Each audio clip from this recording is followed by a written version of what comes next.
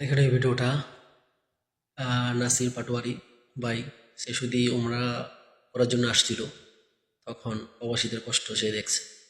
দেখেন সেই কথাটি দেশে একটি মসজিদের ভিতরে বলতেছে। দেখেন ভিডিওটা একটু ভালো সেলাই করবে।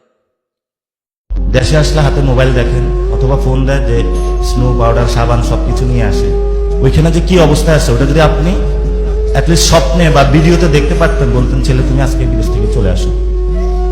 খুবই দুঃখ কষ্ট, যেটা কোনো বর্ণনার করার মতন নয়। আমাদের দিকে এসে রংপুরের মানুষ কাজ করতো না আগে, আমরা খুবই মায়া ভরে যায় ভাত দিতাম যে একটু ভাত খানা হয়, কত কষ্ট করতেছে। এর চেয়ে বেশি কষ্ট করে, এটা বোঝানো সম্ভব না। থাকার জায়গা নাই, ওয়াশরুমের সামনে ঘুমায়া থাকে, রাস্তার মধ্যে পড়ে থাকে, এবং ওইখানে রাস্তার মধ্যে পড়ে থাকা সম্ভব না, পুলিশ এসে হলো জেলে নিয়ে যায়। আকামা না থাকলে মানে কি যে বাজে অবস্থা, এটা যারা গেছে তারা জানে। এটা তো ছোট্ট একটা বিষয়, সেটা হলো কেউ যদি একটু আরবি জানে তাহলে সে ইজিলি জব করতে পারে। একদিন পুলিশকে বলতে পারে যে ঠিক আছে তুমি আমাকে নিয়ে একটা জায়গায় নিয়ে যাও। তো এক লোকের সাথে আমাদের ওই যে এদিকে নারায়ণা কোন জায়গা আছে, এক লোকের সাথে দেখা হয়েছে, তারে হলো নিয়ে মরুভূমির মাঝখানে ছেড়ে দিচ্ছে দালালরা। সে 6 মাস লাগছে শহরে আসতে, মানে একটু কাজ করে একটু টাকা দেয়, আস্তে আস্তে শহরে আসছে।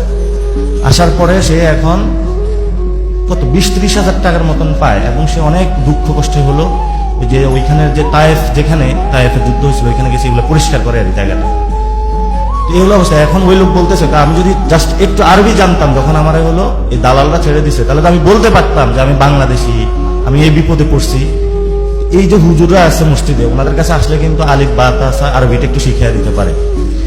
তারপরে হলো আমাদের এখানে অনেকে ড্রাইভিং পারে, ড্রাইভিং বিদেশে সবাই পারে। একটু যদি আপনি ড্রাইভিং পারেন, বিদেশে ভালো টাকা ইনকাম করতে পারবেন।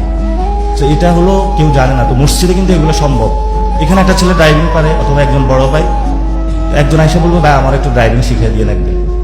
আরেকজনের হাতের একটা কাজ পারে, যেমন বাদল ভাই একটা কাজ পারে, একজনে বললো যে আমার কাজটা শিখিয়ে দিয়ে, তাহলে অনেক কাজটা শিখে হয়ে গেল। যে বিদেশ যাবে ও যদি 1 মাস হুজুরের কাছে এসে ক্লাস করে যে আমাকে একটু আরবিটা শিখিয়ে দেন, ও বিদেশে যায় কোনো সমস্যা পড়বে না। 20,000 টাকার বেতন হলে 40,000 টাকা ইনকাম করতে পারবে। এটা যারা বিদেশ গেছে সবাইকে জিজ্ঞেস করে। এখন তো আমাদের বিদেশের সম্পদ আছে, আর অনেকে গার্মেন্টসে কাজ করে। যারা গার্মেন্টসে কাজ করে ওরা জানে কিভাবে কত কষ্ট করতে হয়। সারা রাত আপনি জাগনা থাকেন বা না থাকেন, দিনে কিন্তু আপনার ডিউটি করতে হবে, অনেক কষ্ট কাজ করা। এখন এলাকায় আসলে হয়তো ঈদের সময় দেখেন যে ছেলে ইনকাম করে পাঠাইছে, কিন্তু বিদেশে দেশে ইনকাম করাটা অনেক কষ্ট, যেটা হলো আমাদের সিনিয়র সিটিজেনরা এখন বুঝে না যে আমাদের জীবনে এত কষ্ট, যে আমাদের জীবন এই কষ্টটা হয় আমাদের এই সামাজিকভাবে নিরাপত্তা না থাকার কারণে। অর্থাৎ একজন একজনকে দেশে আসলে হাতে মোবাইল দেখেন অথবা ফোন দেয় যে স্নো পাউডার সাবান সবকিছু নিয়ে আসে। ওইখানে যে কি অবস্থায় আছে ওটা যদি আপনি অ্যাটলিস্ট স্বপ্নে বা ভিডিওতে দেখতে পারতেন, বলতেন ছেলে তুমি আজকে বিদেশ থেকে চলে আসো। খুবই দুঃখ কষ্ট, যেটা কোনো বর্ণনার করার মতন নয়। আমাদের দিকে এসে রংপুরের মানুষ কাজ করতো না আগে, আমরা খুবই মায়া ভরে যায় ভাত দিতাম যে একটু ভাত খানা হয়, কত কষ্ট করতেছে। এর চেয়ে বেশি কষ্ট করে, এটা বোঝানো সম্ভব না। থাকার জায়গা নাই, ওয়াশরুমের সামনে ঘুমায়া থাকে, রাস্তার মধ্যে পড়ে থাকে, এবং ওইখানে রাস্তার মধ্যে পড়ে থাকা সম্ভব না, পুলিশ এসে হলো জেলে নিয়ে যায়।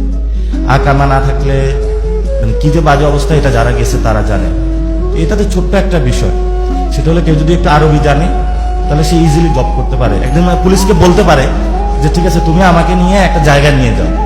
তো এক লোকের সাথে আমাদের ওই যে এদিকে নারায়ণা কোন জায়গা আছে, এক লোকের সাথে দেখা হয়েছে, তারে হলো নিয়ে মরুভূমির মাঝখানে ছেড়ে দিচ্ছে দালালরা। সে 6 মাস লাগছে শহরে আসতে, মানে একটু কাজ করে একটু টাকা দেয়, আস্তে আস্তে শহরে আসছে।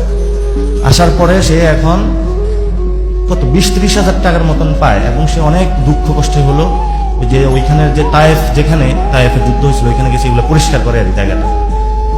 এই হলো অবস্থা। এখন ওই লোক বলতেছে আমি যদি জাস্ট একটু আরবি জানতাম, যখন আমার হলো এই দালালরা ছেড়ে দিছে, তাহলে তো আমি বলতে পারতাম যে আমি বাংলাদেশি, আমি এই বিপদে পড়ছি। এই যে হুজুররা আছে মসজিদে, ওনাদের কাছে আসলে কিন্তু আলিফ বা তাসা আরবিটা একটু শিখিয়ে দিতে পারে। তারপরে হলো আমাদের এখানে অনেকে ড্রাইভিং পারে, ড্রাইভিং বিদেশে সবাই পারে। একটু যদি আপনি ড্রাইভিং পারেন, বিদেশে ভালো টাকা ইনকাম করতে পারবেন। তো এটা হলো কেউ জানে না, তো মসজিদে কিন্তু এগুলো সম্ভব। এখানে একটা ছেলে ড্রাইভিং পারে, অথবা একজন বড় ভাই, একজন আইসা বলবো ভাই আমার একটু ড্রাইভিং শিখিয়ে দিয়ে লাগবে।